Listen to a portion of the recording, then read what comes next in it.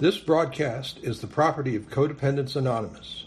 Reproduction without written permission from Codependents Anonymous is not permitted. So we are now recording. All right, so I want to make sure that everyone keeps their phone or computer on mute unless you're actually speaking. If there's anyone where I see background noise and you're not muted, I'm going to take the privilege of muting you so that we have a good recording. My name is Gail, and I am from Las Vegas, Nevada, and I am the facilitator for today's fellowship forum. Today, we're going to have 3 guest speakers. Each will have roughly 10 minutes to talk about when life gives you lemons. And then we're going to open it up for comments, shares, after that. So want to make sure that everyone understands that this broadcast is the property of Codependents Anonymous. Reproduction without written permission from Codependents Anonymous is not permitted. Let's go ahead and open with the CoDA opening prayer. If you know it, go ahead and join me. In the spirit of love and truth, we ask our higher power to guide us as we share our experience, strength, and hope. We open our hearts to the light of wisdom, the warmth of love, and the joy of acceptance. Okay, what we would like to do, because we've got, oh my gosh, we have 65 people on this. What we would like you to do is to turn off your cameras for now. The only ones that will be on camera will be the person speaking. This way we can focus on the speaker versus all the other lovely faces and videos going. Once we open it up for open forum sharing and comments, we'll encourage you to go ahead and put your camera back on. The meeting does have a chat feature, so if you need to chat with me, which I see there are 4 chats, I'll check them as I get started here. If you need to get me a message or anyone in particular a message, you can use the chat. Later on too, there will be a raise your hand because I want to speak feature that you'll be able to use. So today, as I indicated, we've got Lisa B. She is currently from Chicago, formerly from Las Vegas. We have Marilyn. She is from Las Vegas. And then we've got Richard and Pamela, husband and wife from Florida.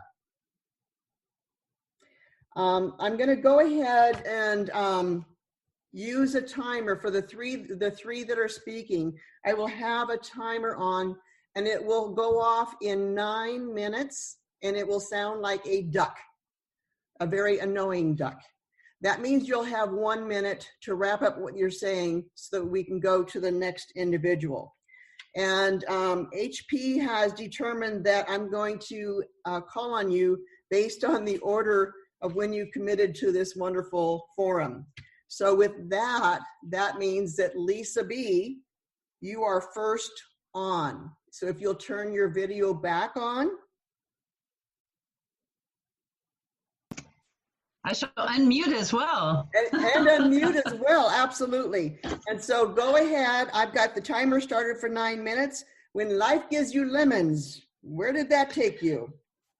Hi, my name is Lisa. I'm a recovering codependent, currently living in Chicago, Illinois. Very grateful to be here. I gave this some serious thought during my prayer and meditation. And, over the years, having been in recovery for as long as I have, I've had a lot of opportunities to be given lemons and use the tools of recovery. But in our world right now, I think it's a very unique situation, at least in my lifetime.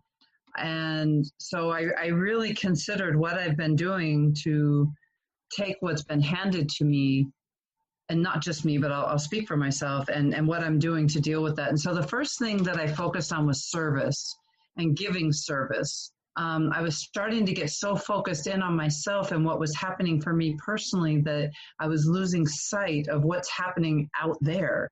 And so giving service looks a little different right now because I can't go to a meeting. I can't go see people that I know.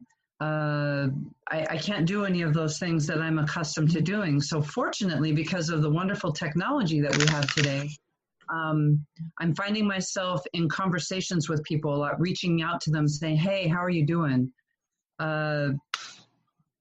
It's been very powerful for me to be of service in that way. And for some of the people that I sponsor, whom I actually use this as a way of sponsorship because I sponsor people who don't live where I live, I'm finding that when I call to talk with them, before it was all about, okay, we're going to talk for a little bit and then we're going to do some step work. Well, the feelings and the situations that are happening have been so powerful that I said, you know what, let's set that aside for a minute. Let's just talk. Let's just process what's happening for us. And I noticed that not only for them, but for myself, there's this sense of, oh, I can breathe again. Oh, it doesn't feel so suffocating. And so it's been a very powerful tool to consider as I think about what to do during this time of being handed a whole bunch of lemons. The next thing I have been focusing on was gratitude. It's been really challenging not to be able to get up and go where I want to go and do what I want to do and go to the store and get what I want to get. And I'm sure I'm not alone in the first time I went to the store when it really hit that not only was there no toilet paper, there was no nothing. There were just, I remember the potatoes. The whole potato section was empty. I had never seen anything like that in my life. And so focusing on gratitude kept me in today. And it kept me on the basics. I had plenty of food. I had a home. I had a bed to sleep in. I had laundry, clean laundry. And, I had all these things. I have my sponsor. I have my partner, my family, and my recovery most of all. And I think that's the number one thing that I have such incredible gratitude for, because I talk to people like members of my family who don't have a program of recovery, and they're struggling. They're struggling with how to deal with the feelings and how to deal with what's happening in the world. And I thought, man, I am so blessed that I have a program and I have these tools, these 12 steps, the traditions, our literature, the ability to talk with other people about what's going on and to have a framework for that has been very powerful for me. The next one that came to mind was Tradition 1. And I'm going to read it just real quick, just as a friendly reminder. Our common welfare should come first. Personal recovery depends upon CoDA unity. And I'm able to take that principle and literally globalize it. I have the incredible opportunity to sponsor people all over the world. And I talk with people, I'm just going to throw out a couple names of places just so you know. I'm talking to someone in Lebanon, in Italy, in the UK, in Costa Rica, of course, in the U.S. for sure. There's one I'm missing, Thailand. I'm talking with someone in Thailand as well. You know what? We're all going through the same thing. We're all having similar thoughts and feelings. The situations may be a little more strict in some places than others, but we're all dealing with the same thing. And I found that it brought us together and my world got even smaller. And so some of the things that I'm doing around that with unity is being consistent, showing up when I say I'm going to show up, be dependable. These things have been very important with the context of unity. And it's helped me. It's helped me to realize that I'm not alone, that some people have it a little stricter than I do. Others have less than I do. And to get underneath the situational and get to how are we feeling and what are we doing to deal with our feelings? What are we doing to help ourselves and help others? And the final thing that came to mind, I when I was doing my writing about this, was to remember. And I wrote down, look back to see forward. And the word faith came to mind. And so what that looks like for me is my personal journey to Chicago. I moved here back in November. But before I moved, and when I was in the planning stages, I had choices. I was going to move either in November or I was going to move in March of 2020. And my partner and I decided that I would move in November, and we put everything together. And who knew that in 2 months, we would be where we're at now. And I have to tell you that had I not moved in November, but had chosen to move around this time of year, I would have hit some pretty hard times. It might not have even been possible, to be honest with you. The industry that I was in before is completely shut down. I would not be working. It was unlikely that I would be able to find a job right now. I don't know if any of you have kind of noticed that, but it's not an easy time to be looking for work. And I started looking at how my higher power was working in my life. I saw this at time as a personal reset, an opportunity to really stop and think about, okay, what does matter? I can't go get a haircut. I can't go get my nails done. Those things used to really matter to me. Those things aren't important to me right now. I'm finding out what I really value and what is important to me. And so it was an opportunity for an inventory of sorts to really search my heart and really sort out what's important to me and what's not. And boy, I'll tell you, it has really changed. It has really changed. One afternoon, my partner and I were just so tired of being stuck inside the house and, not being able to really go anywhere. So we went and we picked up some food and we went out to a park, and all the tables had been spread really far so we could sit and maintain the physical distancing that's been required.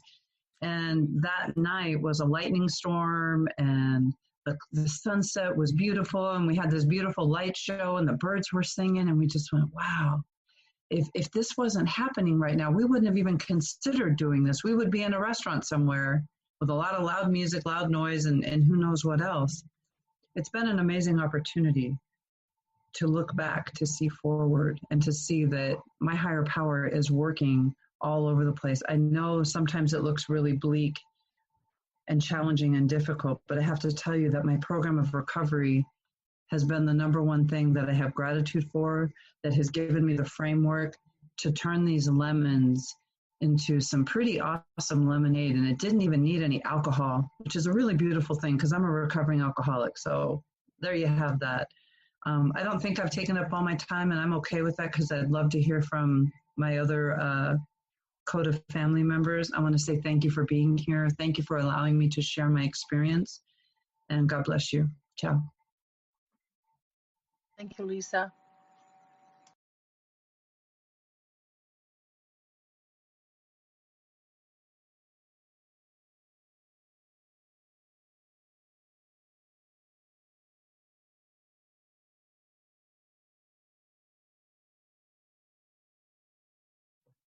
Can you still hear me?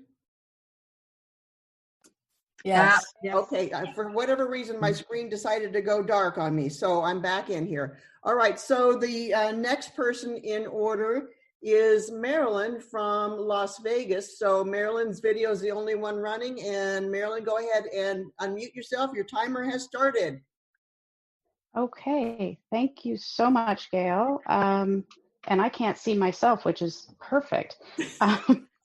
My name's Marilyn. I'm a codependent. The Zoom stuff has been very challenging because I don't like looking at me. But CoDA has given me the gift of being able to look at me on every level, on a emotional level, physical level, spiritual level. Take a look, Marilyn, see what's in there. So when I was thinking about this topic, I'm like, okay, so what are the lemons? So briefly, the lemons are, I came into CoDA a little over 11 years ago to figure out how to either fix him or leave him. That's what I needed to do because my life was completely unmanageable. I was in therapy for childhood trauma. I was going to the women's rescue place trying to get answers on, what is abuse if it's not physical, because I wasn't in a physical abuse anymore. It was just verbal, emotional. So I came in really looking for answers about him, having no idea that I was going to find out so much about me. And so I began this program of recovery. What I was thinking about today is nothing I've done is wasted. It didn't happen in my time. I have had a very slow journey. I stayed in that marriage right up until a couple weeks before 25 years. And a year and a half ago, I found some things, I found some truths that made it impossible for me to stay in that house or stay in that marriage. And I left. And then I lost my job. I moved in with my parents. My father has stage 4 cancer. I lost my car. My dog died. Like, those were definitely some lemons. Like, I had a load of stuff that happened to me all at once really fast. And I would call my sponsor and I would cry. And every time something new would happen, I'd say, why is this happening? And I remember her saying to me so clearly, Marilyn, I don't know why everything is being stripped away from you. And I can't promise you that it's all going to get better, because we don't know what's going to happen next, right? So that wouldn't be a valid promise. She says, but I can promise you that you will change and you will grow. And that's what's happened. And that's what's happened because all of the work that I did before that I thought was wasted, here my whole entire life turned upside down. And I thought, well, what did I do all this for? It all came into play. All the lessons that I had learned, all the work I had done on myself, all the work I had done trying to relate to this higher power, trying to relate to other people, trying to be a person that I could see with value and self-worth, because I didn't have any self-worth when I came in.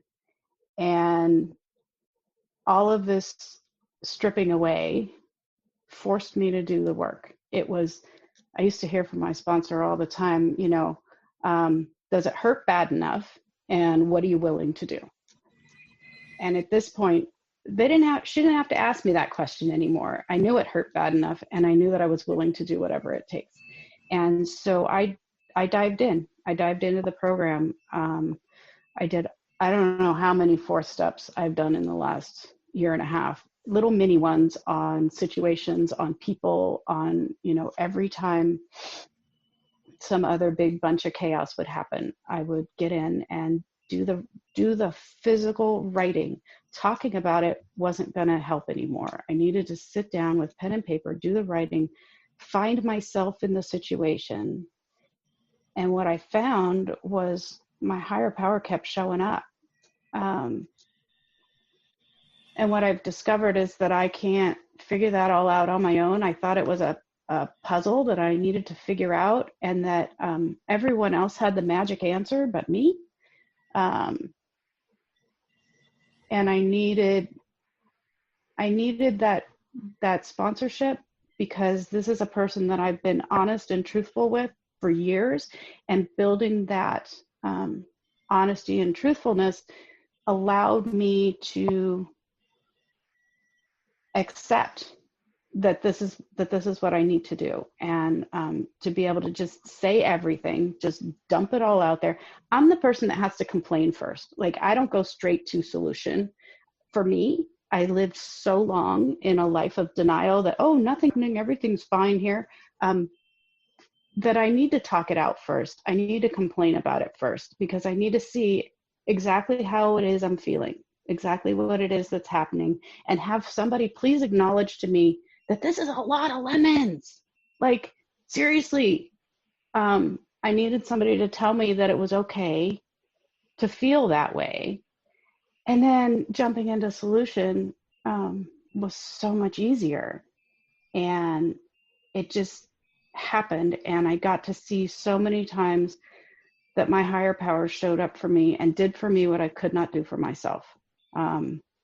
Right before I left, I had just left him. I had decided that I was going to throw away my program. I was going to stop talking to everyone, and I was just going to pour my entire everything into this man.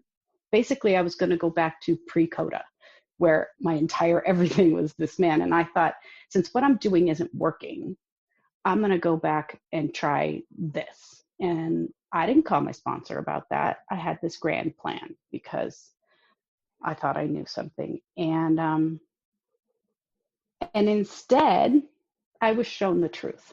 It was a hard truth, but I was shown the truth. And I was shown it in degrees so that it didn't like rupture me all at once, but I was shown the truth. And instead, I turned to my program and to my higher power and to myself, like to myself. I've gotten to know me. I still struggle a lot. I can't say that I'm, all rosy about it, but thank goodness all of those things were in line to where now, when life has given all of us this another huge bunch of lemons that we couldn't possibly have seen coming. I'm in a really small space, working from home with my parents, and I'm grateful.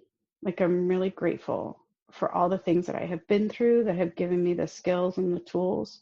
And one of the other things I was thinking about was at that time when my whole life was falling apart, that's when my sponsees came into my life.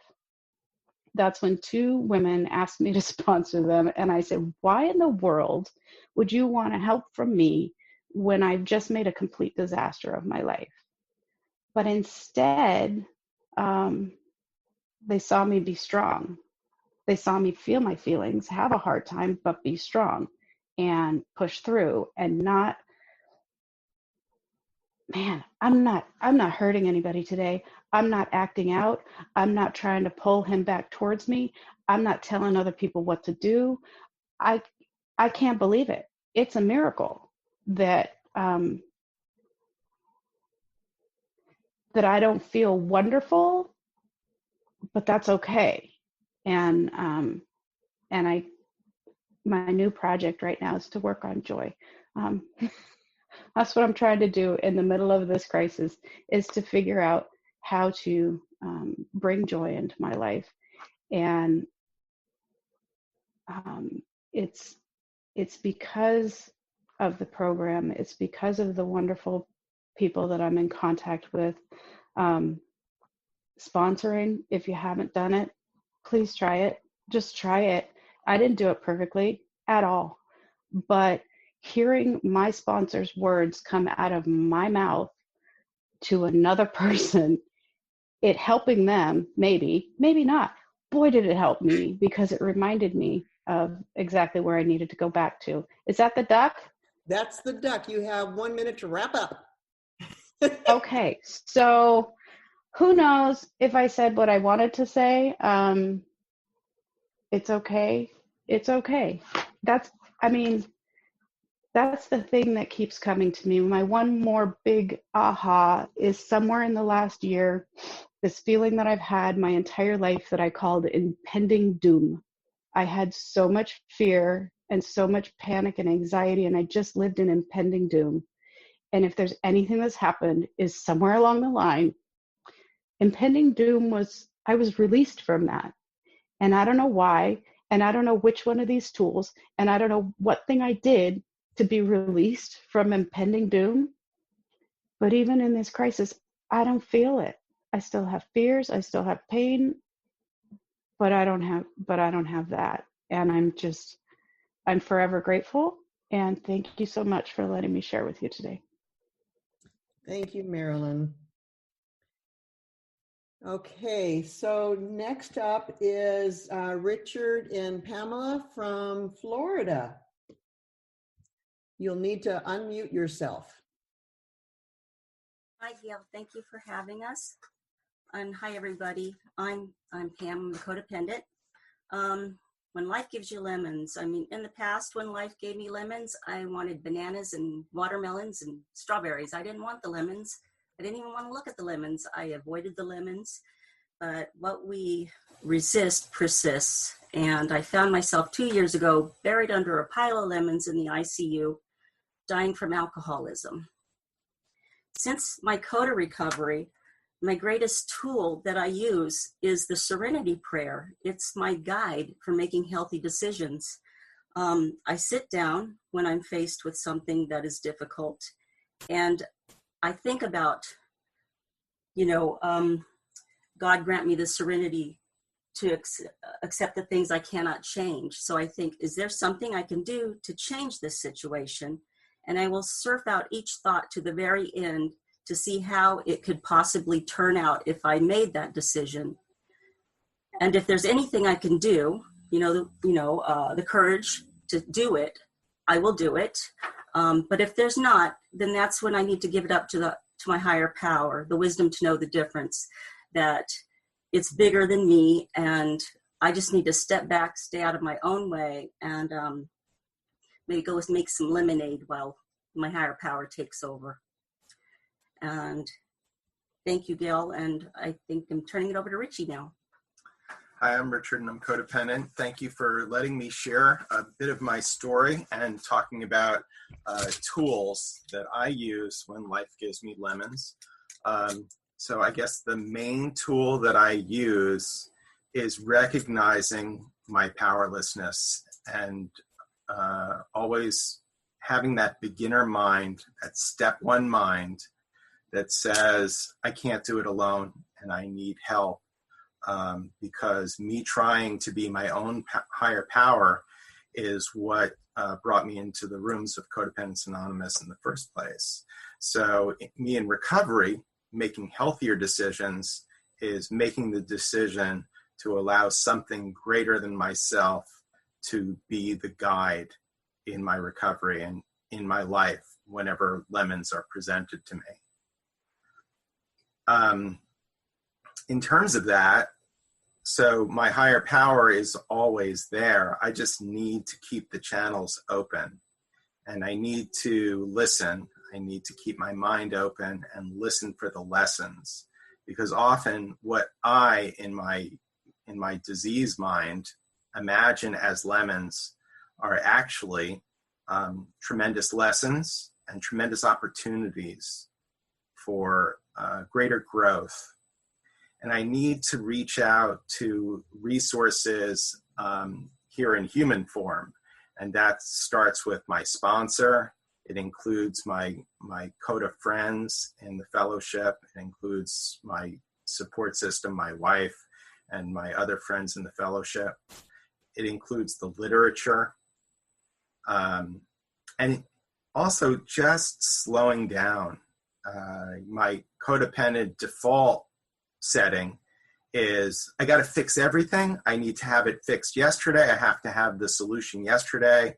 There's these lemons. I got to get rid of them somehow. And that's that fast needing it to be resolved immediately oftentimes causes me more pain and suffering. And slowing down and breathing and meditating and praying and allowing the lemons to just sit for a second and listening oftentimes allows clarity to come. I don't have to constantly search for what the solution is. I can step back and breathe and let the solution come.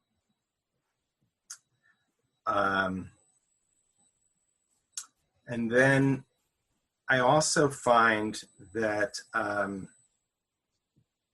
if I keep my mind open, good things happen. So, there's things that I learned before I came into the rooms of Codependence Anonymous that served me well and that were part of my healthy connection to a higher power.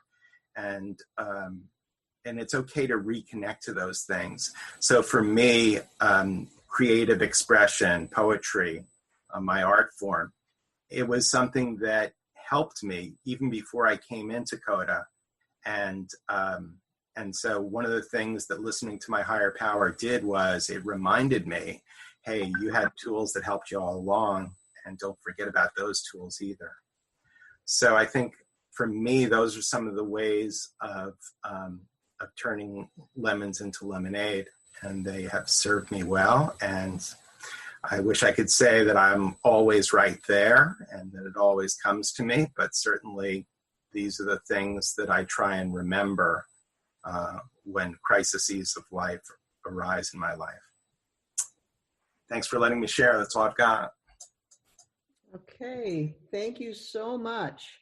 So let me turn off the timer because otherwise the duck's going to get right in the middle of our space.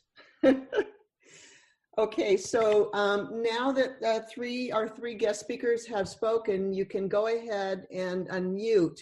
What I would like to ask is that you raise your hand or wave at me. I don't know how else to put it, or send me a chat message, but raise your hand so that I can call on people as the hands go up. So this is for shares, ahas. All right, Dave, we already got one. Dave, go for it. You will need to unmute yourself, Dave.